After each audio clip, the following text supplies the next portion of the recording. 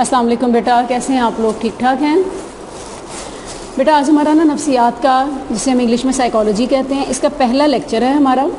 और हम इस पहले लेक्चर में नफ्सियात आपने पार्ट 1 में भी पढ़ी है।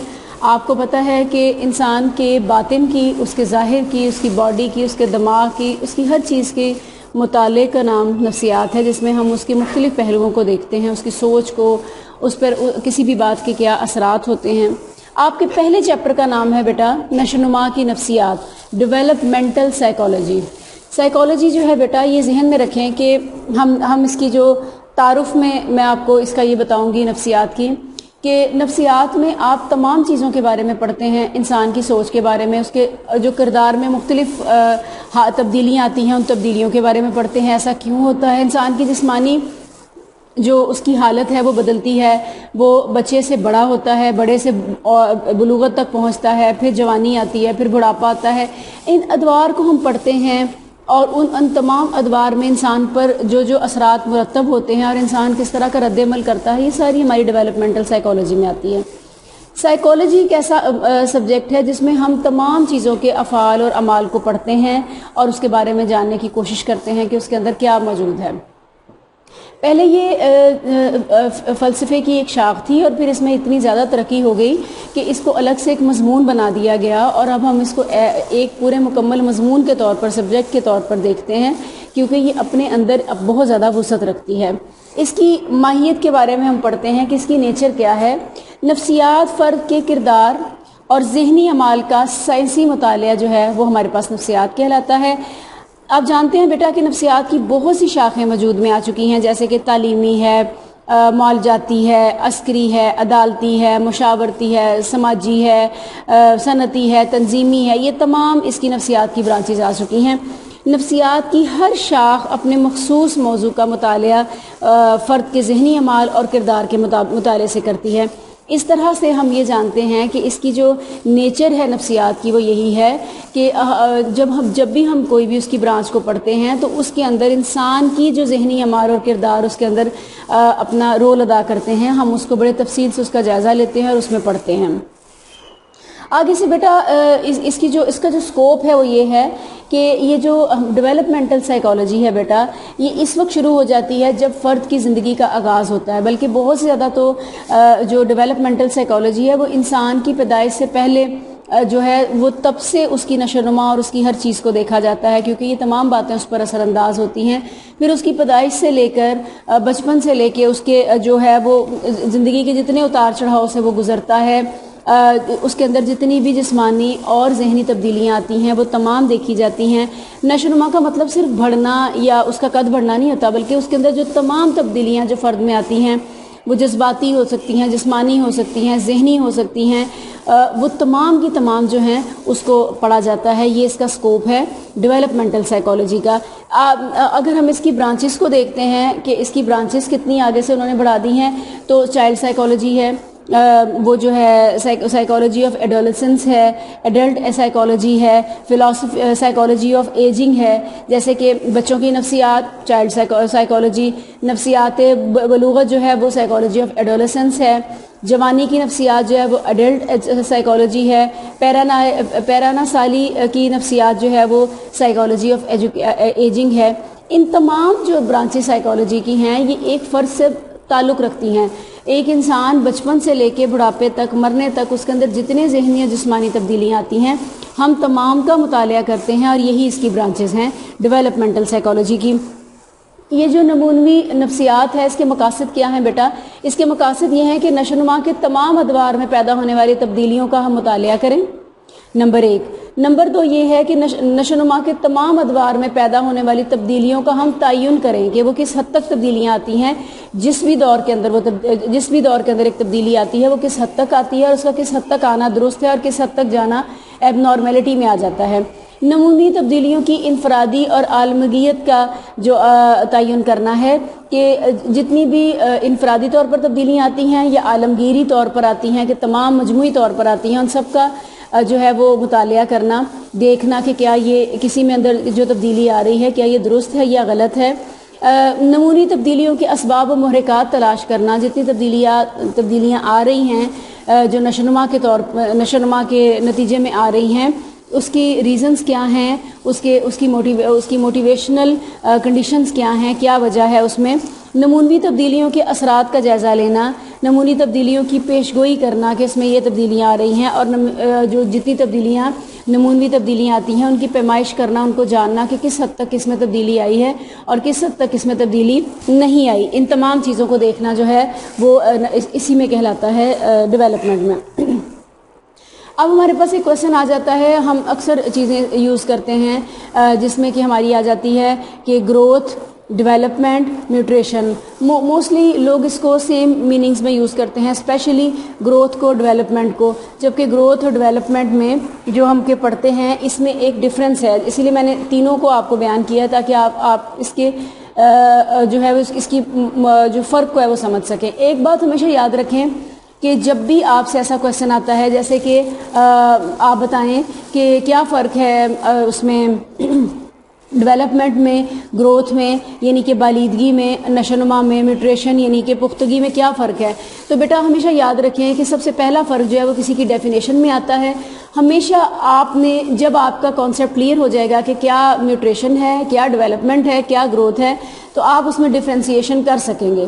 بالکل اس طرح سے بیٹا جس طرح سے کہا جائے کہ کیا ہر گول چیز گیند ہوتی ہے، ہر گول چیز گیند تو نہیں ہوتی.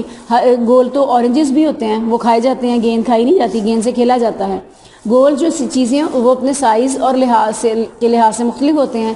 خربوزہ بھی گول ہے، تربوز بھی گول ہے، آپ دیکھیں امرود بھی گول ہے، لیکن ہر ایک اپنے اندر خاصیت مختلف رکھتی ہے. اس کو کھانے کا طریقہ مختلف ہے.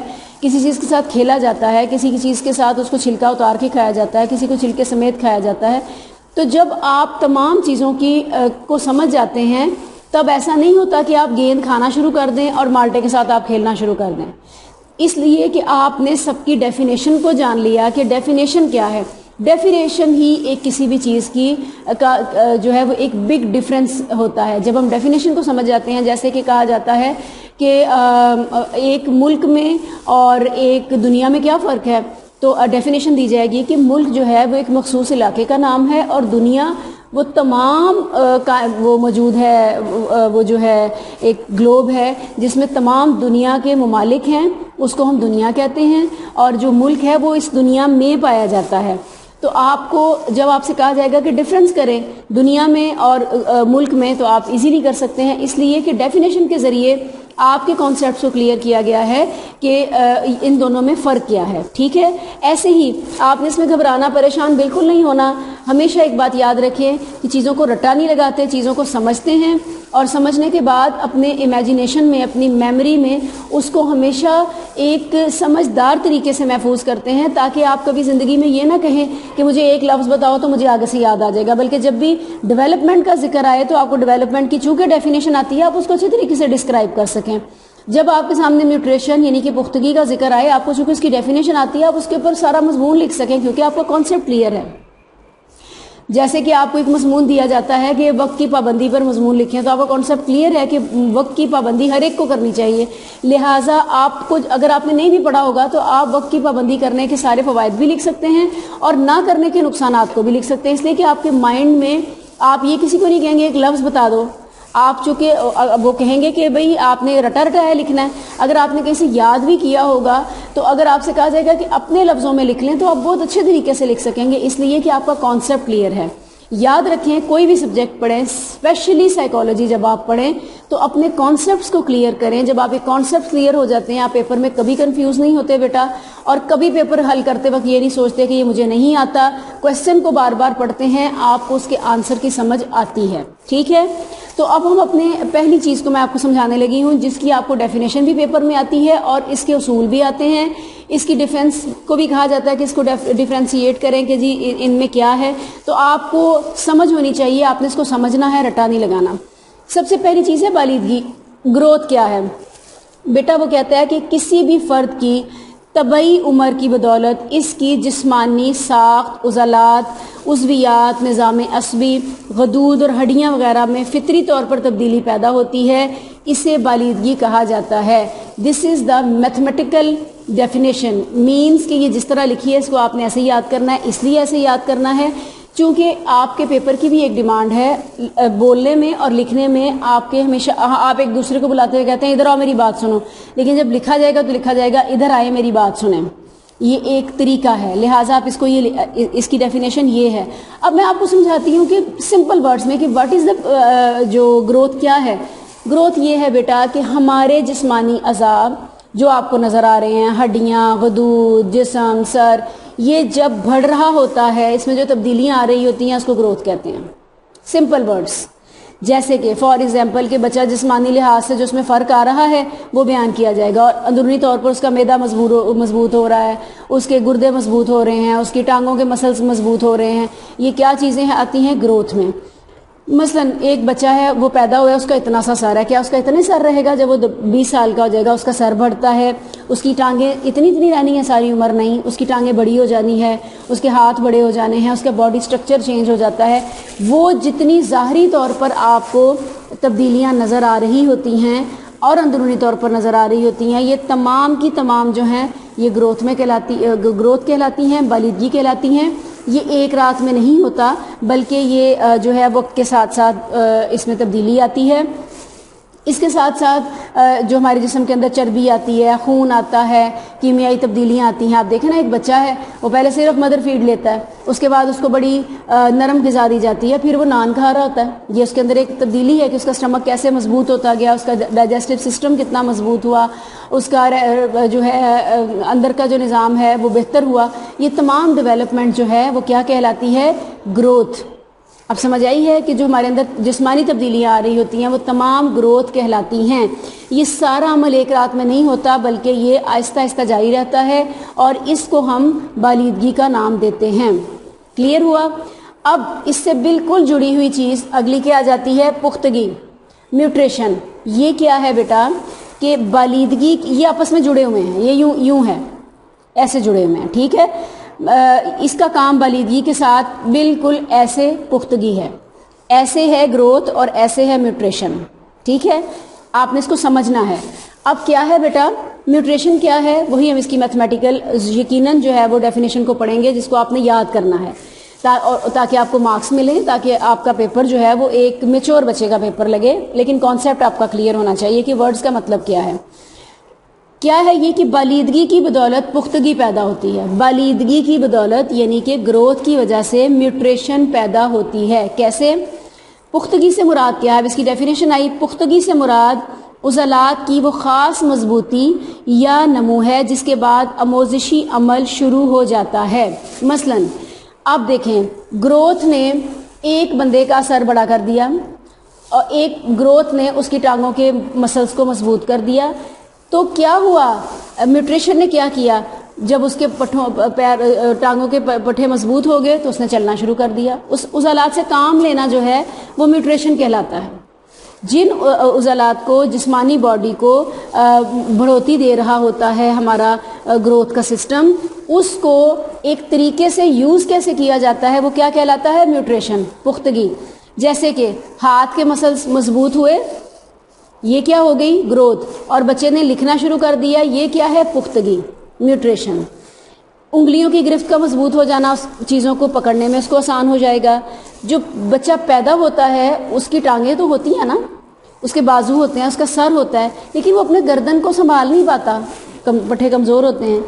تو جب اس کے ٹانگیں مضبوط ہوتی ہیں تو وہ چلتا ہے، جب اس کے بازو مضبوط ہوتے ہیں تو چیزوں کو پکڑتا ہے، جب اس کی گردن کے پٹھے مضبوط ہوتے ہیں تو وہ اپنی گردن کو موڑ سکتا ہے، جو کہ وہ بچپن میں نہیں کر سکتا. یہ جو اپنے اعضاء کو بلوغت کے ذریعے گروتھ کے ذریعے، بالیدگی کے ذریعے بڑھوتی ملتی ہے، اس سے اچھے طریقے سے جو اگلا مرحلہ ہے جو سیکھنے کا ہوتا ہے، جیسے انسان کام کرتا ہے، وہ پختگی کہلاتا ہے. سمجھ آئی ہے آپ کو؟ جیسے کہ وہ کہتا ہے کہ پختگی سے مراد ہے کہ فرد ان کاموں کے کرنے کے قابل ہو جائے جو اس کی عمر کے لیے ضروری ہیں. مثلا کیا ضروری ہے؟ بچہ جس عمر میں بچے کو بیٹھنا چاہیے، لہٰذا اس کی ریڑھ کی ہڈی میں اتنی مضبوطی آ گئی ہے کہ وہ بیٹھ سکتا ہے، لہٰذا اب اس کو بٹھا دیتے ہیں تو وہ بیٹھنا شروع کر دیتا ہے. پھر ایک وقت آتا ہے وہ خود بیٹھتا ہے، پہلے اس کو بٹھانا پڑتا ہے، تکیے رکھ کے پھر وہ بیٹھتا ہے. یہ کیا ہے؟ یہ پختگی ہے. وہ اس کے ہاتھوں کے پٹھے مضبوط ہوئے، پہلے وہ چیزیں گرا دیتا تھا، اب وہ چیزیں مضبوطی سے پکڑ لیتا ہے. وہ رینگنا سیکھتا ہے, چلنا سیکھتا ہے, اٹھنا بیٹھنا سیکھتا ہے, ایون کہ پھر بھاگنا اور دوڑنا سیکھتا ہے, سپیڈ کو کم زیادہ کرنا سیکھتا ہے. یہ تمام جو افعال انسانی ہیں جو کیا کہلاتے ہیں, نیوٹریشن, پختگی. پختگی کے ذریعے ہی جو ہے وہ انسان کی آہستہ آہستہ افعال میں تبدیلی آتی ہے, پختگی آتی ہے, میچورٹی آتی ہے, اور انسان اپنے جسم کو کسی قابل بناتا ہے کام کرنے کے. تربیت اور مشق کے بغیر کچھ کام ہو جاتے ہیں, جیسے کہ جو ہے اپنا بچہ جو ہے وہ بیٹھنا سیکھ گیا, بیٹھتا رہا, چیزوں کو مضبوطی آ گئی, چیزوں کو پکڑ لیا. کچھ چیزیں ہیں جو کہ افعال انفرادی ہوتے ہیں جن کو سکھایا جاتا ہے, جیسے کہ بچے کو کیا سکھایا جاتا ہے, بچے کو سکھایا جاتا ہے کہ وہ جو بچہ ہے وہ کرے نا, بچہ جو ہے وہ یہ کرے بیٹا سائیکل چلانا سیکھے, کرکٹ کھیلنا سیکھے. یہ تمام چیزیں جو ہیں وہ مشق کے ذریعے سے سیکھی جاتی ہیں, اور کچھ چیزیں جو ہوتی ہیں جو وہ قدرتی طور پر جو ہے وہ انسان سیکھتا جاتا ہے. اب دوسری بات آتی ہے بیٹا, یہ ہم نے پڑھا گروتھ کو, اس کے بعد ہم نے پڑھا نیوٹریشن کو, اب ہم پڑھ رہے ہیں ڈیولپمنٹ, یعنی کہ نشو نما کیا ہے. بیٹا نشو نما کا مطلب ہے بڑھنا, یہ اس کے لفظی مطلب ہو گئے, یعنی کہ قد, جسم, وزن وغیرہ کا بڑھنا نشو نما ہے. لیکن فرق کیا ہے, اعضاء کے بڑھنے کی ایک حد تک جو ہے وہ حد مقرر ہوتی ہے کہ انسان اپنے ایڈولسنس تک, اپنی ایڈلٹ ایج تک سمجھ لیں کہ اس کے اندر نا یہ بالیدگی ہو سکتی ہے. آپ دیکھیں نا قد ایک عمر تک بڑھتا ہے, یہ ہو سکتی ہے. لیکن جو ہوتی ہے نا ڈیولپمنٹ, جو نشو نما ہوتی ہے, وہ ساری زندگی مرنے دم تک جاری رہتی ہے. مثلا اس کی ڈیفینیشن کیا ہے کہ نشو نما سے مراد بڑھنا یا ترقی کرنا ہے. دونوں مفاہیم کی بنیاد تبدیلی ہے, یعنی نشو نما تبدیلیوں کا وہ سلسلہ ہے جو عمر بڑھنے کے ساتھ جاری رہتا ہے. نشو نما میں کیفیت اور کمیت دونوں طرح کی تبدیلی شامل ہوتی ہے. مثلا کیا ہے یہ ہے بیٹا کہ جو نشو نما ہے وہ انسان کے اندر کیا چیز چینج آتی ہے. مثلا اس میں آپ نے اعضاء کا بڑھنا سیکھا بالیدگی میں. نشو نما میں آپ کی سوچ بہتر سے بہتر ہوتی ہے, ڈیولپمنٹ, آپ کے نظریات بدلتے ہیں, آپ کے سوچنے کا انداز بدلتا ہے. مثلا بچہ جو ہے وہ ساری زندگی اے فار ایپل تو نہیں پڑھتا, وہ اے سے ایروپلین بناتا ہے, اور وہ پورے جوائننگ رائٹنگ کرتا ہے, ماسٹرز کرتا ہے, پی ایچ ڈیز کرتا ہے. یہ جو ڈیولپمنٹ انسان کے اندر مرتے دم تک سیکھنے کا عمل جاری رہتا ہے, یہ ڈیولپمنٹ یعنی کہ نشو نما کہلاتا ہے. جو بالیدگی تھی وہ جسمانی تھی, جو نشو نما ہے یہ تمام چیزوں کے اندر ربط پیدا کرتی, ذہنی ہے اور بڑھنے کا عمل ہے. جیسے کہ ایک بچہ ہوتا ہے, وہ چھوٹا سا ہوتا ہے تو وہ سب کے سامنے رونا شروع کر دیتا ہے, مارتا ہے. نشو نما کے ذریعے اس کے اندر آہستہ آہستہ اس کے اعضاء کے اندر یہ تبدیلی آتی ہے کہ وہ سیکھتا ہے کہ بڑوں کے ساتھ کیسے پیش آیا جاتا ہے, چھوٹوں کے ساتھ کیسے پیش آیا جاتا ہے. یہ موت تک عمل جاری رہتا ہے. یہ جسمانی نہیں ہے کہ یہ ایک عمر تک شامل رہے اور اس کے بعد یہ ختم ہو جائے. یہ ہمیشہ سے رہتا ہے اور اس کا جو دورانیہ یہ چلتا رہتا ہے. اس میں یہ ہے کہ بالیدگی اور نشو نما کی بدولت نا بیٹا فرد کے اندر کیا تبدیلیاں آتی ہیں, فرد کے عضلات میں قابل پیمائش تبدیلیاں آتی ہیں کہ ان کو ہم ناپ سکتے ہیں. کتنا قد ہو گیا اس کا, وہ کیسی باتیں کرتا ہے, اس کا مطلب ہے کہ اپنی عمر کے مطابق یہ باتیں بھی ٹھیک کرتا ہے, اور یہ جو ہے یہ اس کی نشو نما بھی ٹھیک جا رہی ہے. کیا اس کی صلاحیت بالکل ٹھیک ہوئی ہے بالیدگی اور نشو نما کی وجہ سے, فرد کی صلاحیتوں میں اضافہ ہوا ہے, عمر کے بڑھنے کے ساتھ ساتھ اس میں نکھار آیا ہے. وراثت میں اس میں بالیدگی اور نشو نما کا تعین ہوتا ہے. ورثے میں آپ نے دیکھا بعض لوگوں کے قد لمبے ہوتے ہیں تو ان کی فیملی کے سب ممبرز لمبے ہوتے ہیں. ذہانت بھی جو ہے وہ فیملی میں آتی ہے کہ اگر بہت ذہین فتین لوگ ہیں تو بچوں میں اس کا اثرات ضرور پائے جاتے ہیں. ایسے ہی فنکشنز ہیں کہ نشو نما اور بالیدگی سے مختلف جو وظائف ہیں ادا کرنے کے انسان قابل ہو جاتا ہے. آرگنائزیشن ہے کہ نشو نما یعنی تنظیم جو ہے وہ نشو نما اور بالیدگی سے فرد کے افعال میں اعلیٰ سطح کی تنظیم پیدا ہوتی ہے. آپ دیکھیں نا کہ بچہ, بوڑھا, جوان, نوجوان, ہر عمر کی سوچ میں ڈیولپمنٹ کی وجہ سے ہی فرق آتا ہے. بچے کی سوچ اور طرح کی ہوتی ہے, بڑے کی اور طرح کی ہوتی ہے, بوڑھے شخص کی اور طرح کی ہوتی ہے. تو اس طرح سے اگر ہم بالیدگی اور جو اس کا نشو نما کا فرق پڑھتے ہیں تو سب سے پہلا فرق تو ان کی ڈیفینیشن سے ہی ان کے فرق کو واضح کیا جا سکتا ہے. دوسرا آپ اس کا فرق جو ہے وہ یہ دیکھ سکتے ہیں کہ جو وہ ہے پختگی کا عمل ہے وہ ایک عمر میں آ کے رک جاتا ہے، نشوونما کا ساری زندگی موت تک جاری رہتا ہے۔ اس کے بعد جو نشوونما ہے وہ مختلف لوگوں میں مختلف ہوتی ہے، کچھ لوگ زیادہ ذہین ہوتے ہیں، کچھ لوگ کم ذہین ہوتے ہیں، مگر سر کا سائز سب کا ایک جیسا ہوتا ہے، ہر شخص ریئیکٹ مختلف کرتا ہے۔ کسی چیز میں ڈیولپمنٹ زیادہ ہوتی ہے، کسی میں کم۔ آپ نے دیکھا کچھ لوگ زیادہ وہ ہوتے ہیں، جذباتی ہوتے ہیں، غصے والے ہوتے ہیں، بعض لوگ بڑے کام ڈاؤن اور بڑے مختلف ہوتے ہیں، ان میں اتنا غصہ یا وہ جاہریت نہیں پائی جاتی، لیکن دیکھنے میں ان کے ہاتھ پاؤں ایک جیسے مضبوط ہوتے ہیں۔ تو ڈیولپمنٹ مختلف لوگوں میں مختلف ہو سکتی ہے، لیکن یہ جو بے شک بالیدگی بھی ڈیفرنٹ ہو سکتی ہے، بعض لوگوں کا قد چھوٹا ہوتا ہے، بعض کا لمبا ہوتا ہے، بعض مضبوط ہوتے ہیں، بعض نہیں ہوتے، لیکن یہ ایک عمر میں جا کے ختم ہو جاتی ہے۔ لیکن جو ڈیولپمنٹ کا سلسلہ ہے وہ ہمیشہ جاری رہتا ہے اور آگے بڑھتا جاتا ہے، آخری سانس تک یہ جاری رہتا ہے۔ ایسے ہی کچھ لوگ جو ہوتے ہیں وہ اپنی ان کے اندر ڈیولپمنٹ ایسی ہوتی ہے کہ وہ اپنے اعضاء کا استعمال اور طرح سے کرتے ہیں، جبکہ کچھ لوگ ایسے ہوتے ہیں کہ جیسے کہ فار ایگزامپل ایک شخص ہے، اس کے ہاتھ بھی موجود ہیں، پاؤں بھی موجود ہیں، لیکن اس کی سوچ اتنی ہے کہ وہ تھوڑا سا کام کرتا ہے اور بس وہ سمجھتا ہے کہ یہ کافی ہیں۔ لیکن کچھ لوگوں کی ڈیولپمنٹ اتنی اچھی ہو چکی ہوتی ہے کہ وہ سائنٹسٹ بن جاتے ہیں، وہ دن رات محنت کرتے ہیں، وہ آگے بڑھتے ہیں۔ تو اس کا مطلب ہے کہ ہر بندے کی ڈیولپمنٹ کا لیول ڈفرینٹ ہوتا ہے اور وہ ریئیکٹ اس کے مناسبت سے کرتا ہے۔ آپ کی بک میں آج میں نے آپ کو یہ پیج نمبر 5 تک کروایا ہے بیٹا، جس میں آپ نے اس کے انٹروڈکشن کو بھی پڑھا ہے، آپ نے اس کی برانچز کو بھی پڑھا ہے، آپ نے بالیدگی یعنی کہ گروتھ، ڈیولپمنٹ اینڈ میچورشن کو پڑھا ہے، اور یہ جو گروتھ، ڈیولپمنٹ اینڈ میچورشن ہے اس کے فرق کو پڑھا ہے۔ بیٹا آپ کی بک میں یہ جو آپ کی بک ہے یہ کاروان نفسیات ہم نے آپ کو لگوائی ہے، جو کہ پروفیسر رخشندہ شہناز کی ہے۔ آپ نے یہ ذہن میں رکھنا ہے کہ یہ میں نے آپ کو فرسٹ چیپٹر سٹارٹ کروایا ہے، اس بک کے پیچھے آپ کو شارٹ کوسچنز دیے گئے ہیں، آپ نے ڈیلی کے 5 شارٹ کوسچنز یاد کرنے ہیں اور 10 MCQs یاد کرنے ہیں۔ ساتھ یہ جو میں نے آپ کو لیکچر دیا ہے یہ اسی لیے اتنا دیا ہے کہ اس کو اتنے کو ہی ساتھ ہی یاد کر لیں، جس چیز کی سمجھ نہ آئے وہ آپ نے کوسچنز لکھ لینے ہیں، آپ اس کو بعد میں ہم سے پوچھ سکتے ہیں، لیکن بیٹا یہ ذہن میں رکھیے گا کہ کام کو جوڑیے گا مت، بلکہ اس کو ساتھ ساتھ کرتے رہیے گا تاکہ آپ کا کام ہو سکے۔ ٹھیک ہے، thank you very much beta.